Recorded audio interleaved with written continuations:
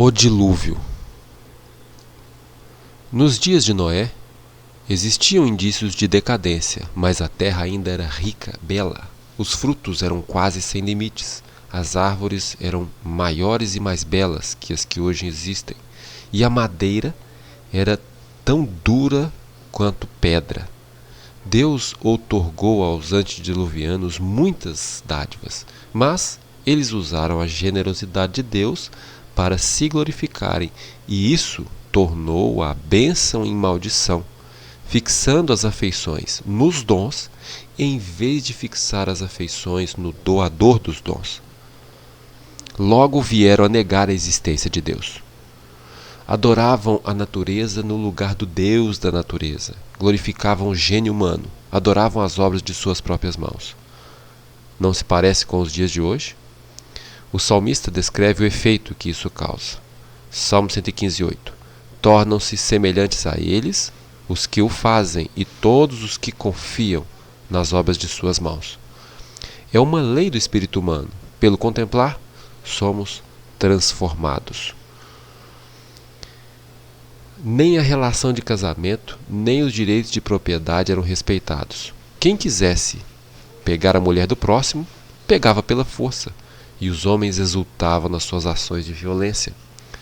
Matusalém, Noé e outros trabalhavam para manter vivo o conhecimento de Deus. 120 anos antes do dilúvio, o Senhor, por meio de um santo anjo, enviou a mensagem que Noé deveria construir uma arca, e enquanto construía, ele devia pregar.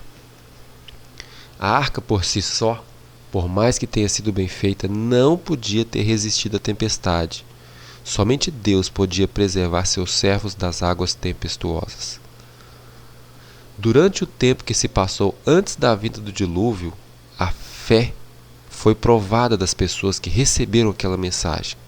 Muitos pareciam que tinham convertido, mas, com o passar do tempo, desanimaram, não conseguiram suportar a prova do tempo. Ninguém é tão descuidado e tão longe vai no pecado como aqueles que uma vez tiveram a luz, mas resistiram ao poder do Espírito de Deus. Raciocinavam então, como muitos fazem hoje, que a natureza está acima do Deus da natureza. Muitos diziam: os sábios e prudentes compreenderiam essa questão. Se fosse tão perigoso assim, se realmente a natureza, se a terra for destruída, esses homens saberiam. Subitamente veio um silêncio sobre aquela turba zombadora. Animais foram vistos caminhando silenciosamente para a arca. Os homens desobedeciam, enquanto os animais obedeciam o mandamento de Deus. Mas os homens haviam se tornado tão endurecidos que mesmo aquela cena dos animais entrando na arca produziu somente uma impressão momentânea. 7 dias depois de a porta da arca ser fechada miraculosamente, se romperam as fontes do grande abismo. A água vinha em grandes cataratas das nuvens, jatos irrompiam da terra com força indescritível, arremessando pedras maciças a metros para o ar, e quando caíam, sepultavam-se profundamente no solo. O próprio Satanás temeu por sua existência. Se Deus tivesse removido o juízo, aqueles homens continuariam a praticar suas injustiças. Quando a justiça final for cair sobre a terra, os homens saberão precisamente onde pecaram. O pecado consiste em desprezar a santa lei de Deus. Cristo disse: assim também será na vinda do Filho do Homem. Deus não condenou os antediluvianos porque eles comiam e bebiam. O pecado deles era tomar os dons de Deus sem gratidão, sem agradecer ao doador e condescendendo com apetite sem restrições. Era lícito casar, mas eles perverteram o casamento. Hoje, muitos professos seguidores de Cristo estão comendo e bebendo com os ímpios, enquanto seus nomes ainda permanecem nos registros da igreja.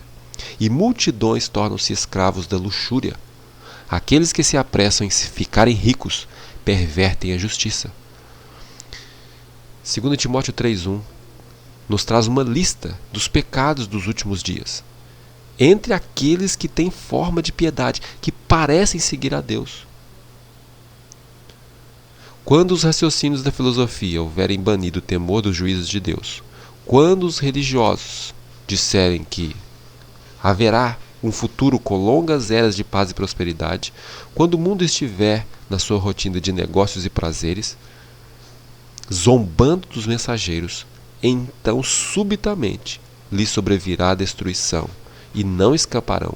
1 Tessalonicenses 5, verso 3.